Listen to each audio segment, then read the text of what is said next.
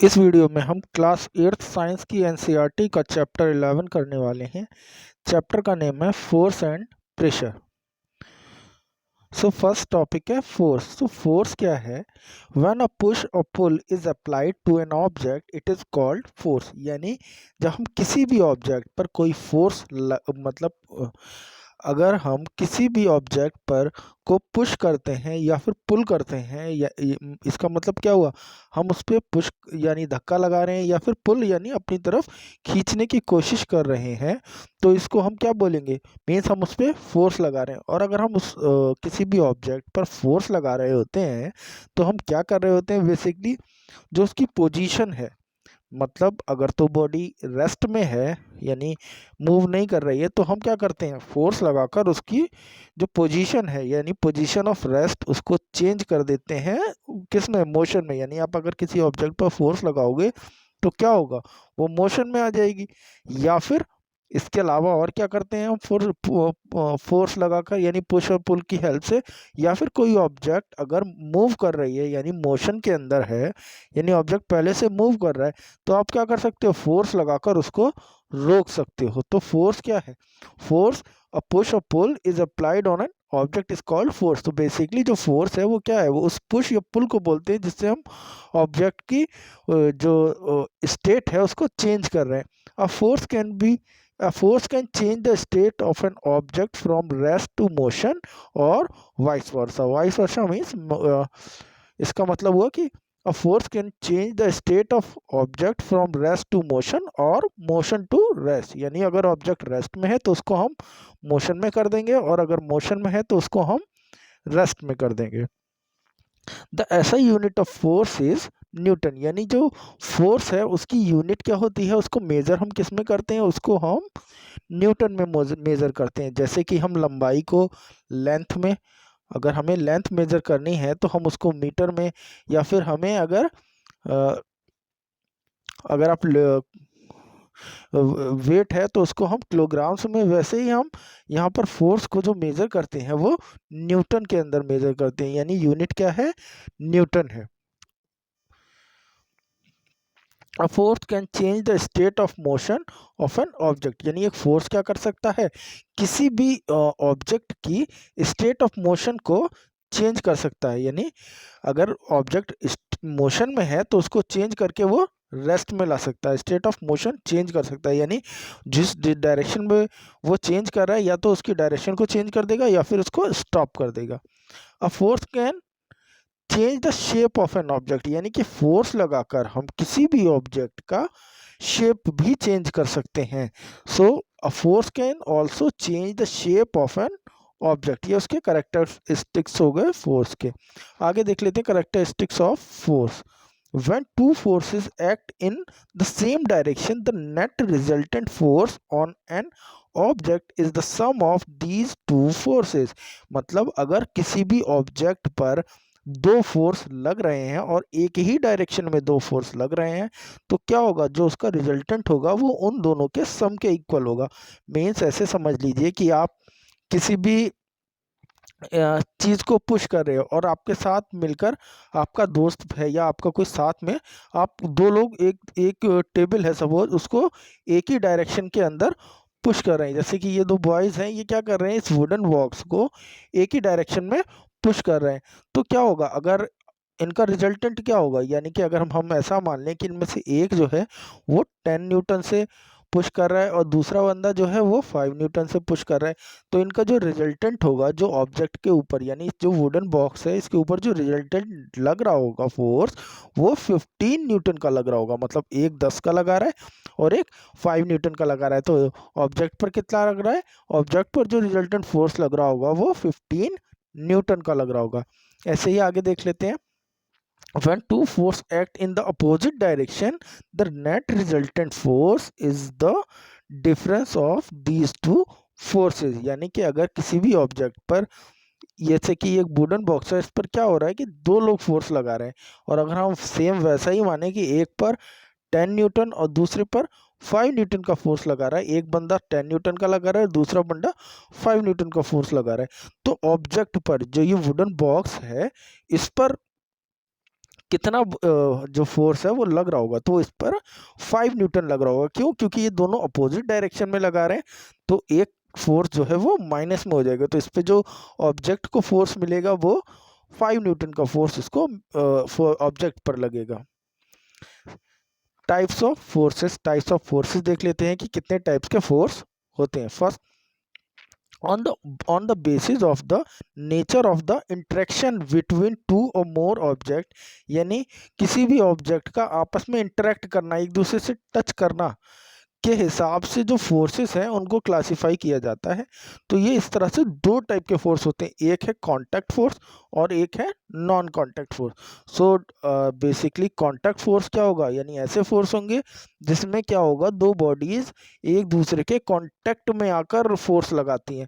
अब और non contact क्या होगा कि दो बॉडी आपस में टच भी नहीं होती, मतलब दोनों एक दूसरे के कांटेक्ट में डायरेक्ट नहीं आती, टच नहीं होती हैं, और उसके बाद भी अगर फोर्स लगा रही हैं तो वो नॉन कांटेक्ट फोर्स होगा। ठीक है, तो अब कांटेक्ट फोर्स देख लेते हैं हम कि कांटेक्ट फोर्स क्या होगा।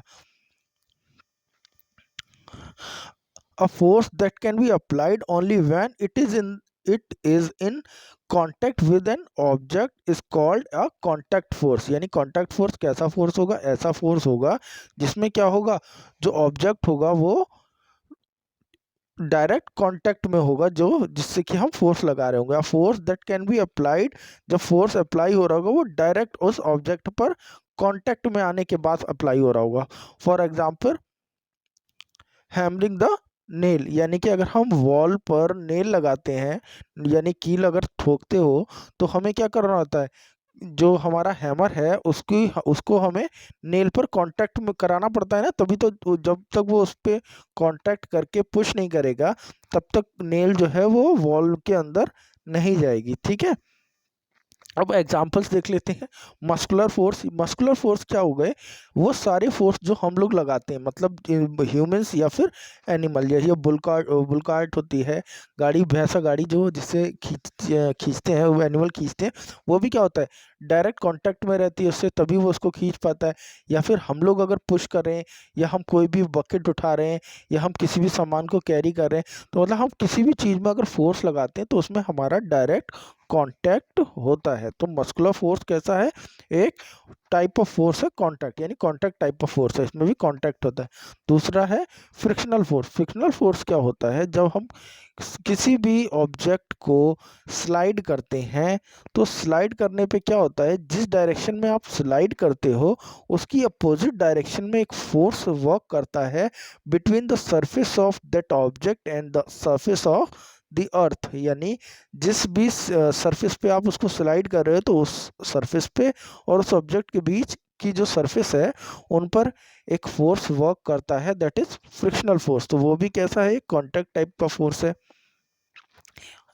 Third one is air resistance. Suppose आप रनिंग कर रहे हो, या जो एयर है वो भी हम पर, अगर हम मूवमेंट कर रहे होते हैं, करते हैं, भागते हैं, तो भी एयर भी क्या है, एयर भी हमें रेजिस्ट करती है। ठीक है, इन अ वे, और वो भी क्या है, डायरेक्ट कांटेक्ट फोर्स है, क्योंकि वो जो एयर है वो हमारे साथ डायरेक्ट कांटेक्ट में होती है। तभी देखा होगा कभी आंधी वांधी अगर आ रही होती है और आप छत पर होते हो, तो आपको संभलना पड़ता है, मतलब क्यों, क्योंकि वो एयर भी क्या है, आपको फोर्स लगाती है। तो ये हो गया कांटेक्ट फोर्स तीनों। अब देख लेते हैं नॉन कांटेक्ट फोर्स कौन से हैं। पहले हम इन लोगों को डिटेल में देख लेते हैं, मस्कुलर फोर्स को, फ्रिक्शनल फोर्स को और एयर रेजिस्टेंस को। सो मस्कुलर फोर्स क्या है, the force resulting due to the action of muscles is known as muscular force. तो मस्कुलर फोर्स क्या है, the force resulting due to the action of muscles, यानी muscles की वजह से जो फोर्स लगता है उसे हम मस्कुलर फोर्स बोलते हैं। फॉर एग्जाम्पल इसका है राइटिंग, कटिंग वेजिटेबल्स। ठीक है, या और भी हम डेली रूटीन में जो भी वर्क हम करते हैं, या एनिमल से अगर हम कोई वर्क करा रहे हैं, तो they all comes in the category of muscles force. Example देख सकते हैं, यहाँ पर ये लोग प्ले कर रहे हैं, और जो दो टीम है वो अपनी अपनी तरफ इस रोप को स्ट्रेच करने की, खींचने की कोशिश कर रही है। तो ये कैसा फोर्स है, मस्कुलर फोर्स है। या फिर यहाँ पे एक बुल कार्ट है जिसमें कि जो फार्मर है अपने क्रॉप्स को इसके अंदर रख कर ले जा रहा है, और ये जो वुल्स हैं वो इस गाड़ी के साथ, इस कार्ट के साथ डायरेक्ट कांटेक्ट में है और they are pulling this cart. Now next question is, next topic है हमारा फ्रिक्शन। सो फ्रिक्शन क्या है? The force of friction is always act on all the moving object and its direction is always opposite to the direction of motion. यानी कि किसी भी moving object, अगर कोई भी मूविंग ऑब्जेक्ट है तो वो जो फ्रिक्शन फोर्स है, अगर वो कोई भी मूविंग ऑब्जेक्ट किसी सरफेस पे मूव कर रहा है तो फ्रिक्शन फोर्स उस पर वर्क करता है, और जो फ्रिक्शन फोर्स की डायरेक्शन होती है वो हमेशा अपोजिट डायरेक्शन होती है। यानी कि में हम देख सकते हैं कि एक आपको ग्रीन कलर की सरफेस दिख रही है, इसके ऊपर एक ऑब्जेक्ट है वायलेट कलर का, तो इसमें क्या हो रहा है कि हम पुश कर रहे हैं, ठीक है, और जिस डायरेक्शन में हम पुश कर रहे हैं उसी डायरेक्शन में मोशन भी हो रहा है। लेकिन हम क्या देखते हैं कि जो फ्रिक्शन है वो between the surface of that, जो ये नीचे का सरफेस है और ऊपर जो वुडन ऑब्जेक्ट है, उन दोनों के बीच में एक फोर्स अपोजिट डायरेक्शन में वर्क कर रहा है, that is the friction force. अगर ये फ्रिक्शन फोर्स ना हो तो हम क्या हो, बहुत आसानी से इसको मूव करा सके, लेकिन इसमें हमें ज़्यादा मेहनत करनी पड़ेगी due to the friction. Now air resistance, next है air resistance. So air resistance क्या होता है? Whenever an object moves और flies in the air, it experience a force called air resistance। यानी जब भी कोई ऑब्जेक्ट मूव करता है या हवा में उड़ता है तो वो क्या करता है, एक फोर्स एक्सपीरियंस करता है, उस फोर्स को हम बोलते हैं एयर रेजिस्टेंस। ठीक है, तो यहाँ पर आप देख सकते हो हमें एक प्लेन की पिक्चर दिख रही है। इसमें क्या है, जो एयर रेजिस्टेंस है वो किस डायरेक्शन में मूव कर रहा है, जो मूवमेंट ऑफ प्लेन है वो सामने की तरफ है और उसकी अपोजिट डायरेक्शन में एयर रेजिस्टेंस वर्क कर रहा है, और नीचे की तरफ ग्रेविटी वर्क कर रही है, तो वो एक अलग चीज़ है, वो आगे डिस्कस करेंगे। पर हम एयर रेजिस्टेंस देख सकते हैं कि एयर रेजिस्टेंस जो है वो किसके जो ऑब्जेक्ट का मूवमेंट है, यानी इस प्लेन का मूवमेंट है, उसकी अपोजिट डायरेक्शन में है। नेक्स्ट है non contact forces. A force that can be applied without any contact between two object is called non contact force. For example the magnet pulls and iron pieces. तो क्या हुआ इसका example, जैसे कि कोई भी मैग्नेट है वो क्या करती है, उसको आपको आयरन पीस जो है उसको डायरेक्ट टच नहीं कराना होता है, बल्कि वो क्या कर सकती है, उसको दूर से ही खींच लेती है। तो दैट फोर्स क्या है, उसमें कांटेक्ट नहीं होता है, तो वो क्या हुआ, एक तरह का नॉन कांटेक्ट फोर्स हो गया। अब एग्जांपल्स देख लेते हैं नॉन कांटेक्ट फोर्स कौन कौन से होते हैं। एक मैग्नेटिक फोर्स, इलेक्ट्रोस्टैटिक फोर्स और gravitational force. So magnetic force क्या है, सिंपल है, मैग्नेट का फोर्स है, यानी जो मैग्नेट किसी भी किसी भी मेटल पर जिसको वो चिपका लेती है, लाइक आयरन पर, तो वो सब क्या है, वो मैग्नेटिक फोर्स है। या एक मैग्नेट दूसरे मैग्नेट को क्या करती है, या तो उसको, अगर सेम पोल्स हैं तो वो क्या करेगी, रिपल करती है, और अपोजिट पोल्स हैं तो उसको अट्रैक्ट करती है। वैसे ही अगर इलेक्ट्रोस्टैटिक फोर्स की बात करें तो इलेक्ट्रोस्टैटिक फोर्स क्या है, जो चार्ज इलेक्ट्रॉन्स होते हैं वो भी क्या करते हैं, सेम चार्ज एक दूसरे को अट्रैक्ट कर रिपेल करते हैं, और अपोजिट चार्ज एक दूसरे को रिपेल करते हैं। तो इलेक्ट्रोस्टैटिक फोर्स भी क्या है। और ग्रेविटेशनल फोर्स की बात करें तो ग्रेविटेशनल फोर्स क्या है, जो अर्थ हमारे ऊपर फोर्स लगाती है, या कि अर्थ पे प्रेजेंट जितनी भी ऑब्जेक्ट हैं उसको अपनी तरफ खींचने की कोशिश करती है, तो उस फोर्स को हम बोलते हैं ग्रेविटेशनल फोर्स। एक एक करके डिस्कस कर लेते हैं हम सारे फोर्सेस को। सो मैग्नेटिक फोर्स क्या है, the force exerted by a magnet to pull और push a metallic object is called magnetic force. यानी ऐसा फोर्स जो ये मैग्नेट लगाती है, चाहे वो पुश हो या पुल हो। पुल कब होगा, जब अपोजिट पोल्स होंगे तो वो उसको, अगर तो वो पुल करेगा, एक दूसरे को अपने पास खींचेंगे, और अगर दोनों जो पोल्स हैं वो अपोजिट पोल्स होंगे तो वो पुल करेगा, और अगर सेम पोल्स होंगे तो वो एक दूसरे को पुश करेंगे। जैसा कि इस फिगर में हम देख सकते हैं, अट्रैक्शन कब होगा, जब जो पोल्स हैं वो अपोजिट होंगे। रिपल्शन होगा जब दोनों पोल सेम होंगे। नेक्स्ट फोर्स है electrostatic force. When a charge body either having a positive charge और नेगेटिव चार्ज, चाहे वो पॉजिटिव चार्ज हो चाहे नेगेटिव चार्ज हो, exert a force on another charge or uncharged body, that force is known as electrostatic force. यानी कि जब कोई एक चार्ज या जब कोई चार्ज बॉडी, चाहे वो पॉजिटिव चार्ज हो या फिर नेगेटिव चार्ज हो, कोई फोर्स एक्सर्ट करती है दूसरे ऑब्जेक्ट पर। अब दूसरा ऑब्जेक्ट कैसा हो सकता है, वो भी चार्ज हो सकता है या फिर अनचार्ज हो सकता है, यानी किसी भी तरह का हो सकता है। That force is known as electrostatic force, यानी इलेक्ट्रॉन्स की वजह से जो फोर्स लगता है उसको हम इलेक्ट्रोस्टैटिक फोर्स बोलते हैं। तो यहाँ पर भी वही चीज़ है कि जो सेम इलेक्ट्रॉन्स होते हैं, अगर जो चार्ज है वो पॉजिटिवली चार्ज होंगे दोनों, तो वो एक दूसरे को रिपेल करेंगे। और अगर दोनों इलेक्ट्रॉन्स या दोनों चार्जेस जो है वो निगेटिवली चार्ज होंगे तो वो एक दूसरे को रिपल्शन करेंगे, चाहे वो पॉजिटिव हो या फिर नेगेटिव। और अगर दोनों चार्जेस न्यूट्रल हैं, मतलब अगर चार्जेस कोई चार्ज नहीं है किसी भी ऑब्जेक्ट पर, तो वो क्या रहेगा, न्यूट्रल रहेगा, तो वो कोई भी फोर्स नहीं लगाएगा।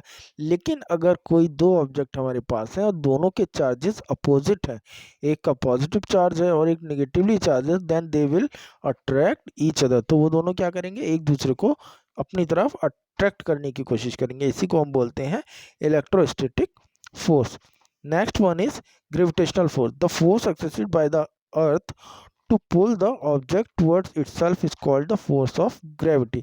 यानी कि एक ऐसा फोर्स जो कि अर्थ हम पे लगाती है, अपने जो ऑब्जेक्ट्स हैं, जितने भी ऑब्जेक्ट्स हैं, ठीक है, उनको उनके ऊपर जो अर्थ एक फोर्स लगाती है, और उस फोर्स की वजह से वो क्या करती है, अपनी तरफ खींचने की कोशिश करती है। तभी अगर कोई भी चीज़ गिरती है तो वो सब क्या होता है, धरती पे, मतलब जो अर्थ है उस पर आके गिरती है। अगर आप ऊपर भी उछालोगे तो वो क्या होगा, आखिर में नीचे आके गिर जाएगी। क्यों? क्योंकि अर्थ एक ग्रेविटेशनल फोर्स अपनी तरफ लगाती है, यानी हर ऑब्जेक्ट को अपनी तरफ खींचने की कोशिश करती है, और that force is called gravitational force. यानी अर्थ के उस फोर्स को हम बोलते हैं gravitational force. Pressure. So pressure क्या है, basically force acting per unit area is called pressure. यानी अगर हम पर यूनिट एरिया पर जो फोर्स लगा रहे होते हैं, यानी जो फोर्स है वो, अगर हम पर यूनिट एरिया पर जो फोर्स लगाते हैं उसको ही हम प्रेशर बोलते हैं। फोर्स क्या है, प्रेशर क्या है, पर यूनिट एरिया, यानी किसी एरिया पर, एक हमने पर्टिकुलर एरिया ले लिया, उस पर कितना फोर्स लग रहा है, अगर हम उसको मेजर करेंगे then it will called as pressure. तो it is the ratio of force and area. तो प्रेशर इज इक्वल्स टू क्या है, फोर्स अपॉन एरिया। ये फोर्स और एरिया का रेशियो है। The SI unit of force the SI unit of pressure is Pascal, यानी इसको हम पास्कल में मेजर करते हैं, या फिर हम इसको न्यूटन पर मीटर स्क्वायर। न्यूटन पर मीटर स्क्वायर कैसे, कि फोर्स की यूनिट क्या होती है, न्यूटन, और एरिया की मीटर स्क्वायर, तो हम इसको न्यूटन मीटर स्क्वायर या फिर पास्कल में, newton metre square is equals to pascal, या पास्कल में हम इसको मेजर करते हैं प्रेशर को। नेक्स्ट टॉपिक है थ्रस्ट। तो थ्रस्ट क्या होता है, अगर हम किसी भी force, the force acts on a surface in the direction perpendicular to its is known as thrust. यानी अगर हम फोर्स जो है, force is applying perpendicular to the surface, यानी किसी भी सरफेस पर, जिस भी, अगर आप सरफेस पर परपेंडिकुलरली फोर्स अप्लाई कर रहे हो, यानी force applied perpendicular to the surface, तो उसको हम थ्रस्ट बोलते हैं। यानी अब फोर्स तो ऐसा भी हो सकता है, जैसे अगर कोई ऑब्जेक्ट है तो आपको किसी एंगल पर भी उसको पुश कर सकते हो, किसी पुल कर सकते हो। लेकिन अगर आप बिल्कुल 90 डिग्री के एंगल पर, यानी परपेंडिकुलर का मतलब क्या हुआ, 90 डिग्री के एंगल पर, यानी कि अगर आप 90 डिग्री के एंगल पर किसी ऑब्जेक्ट पर फोर्स लगाते हो, then it will called a thrust. जैसे कि अगर हम बात करें तो जैसे वाटर है, तो अगर वाटर में कोई भी चीज़ डालते हो तो वो भी क्या होता है, वो अप थ्रस्ट लगाता है उसके ऊपर, यानी उसको हम बाइंड फोर्स वैसे बोलते हैं, लेकिन वो क्या है, एक तरह का अप थ्रस्ट है। ठीक है, तो थ्रस्ट क्या है, force applying perpendicular to the surface. ठीक है, perpendicular to the surface, force applying perpendicular to the surface. Atmospheric pressure. Atmospheric pressure क्या है? The pressure exerted by air around us is termed as atmospheric pressure. यानी कि जो हमारे चारों तरफ जो एयर है वो हमारे ऊपर जो प्रेशर लगाती है या सारे ऑब्जेक्ट्स के ऊपर जो एक प्रेशर लगाती है उसको ही हम एटमॉस्फेरिक प्रेशर बोलते हैं।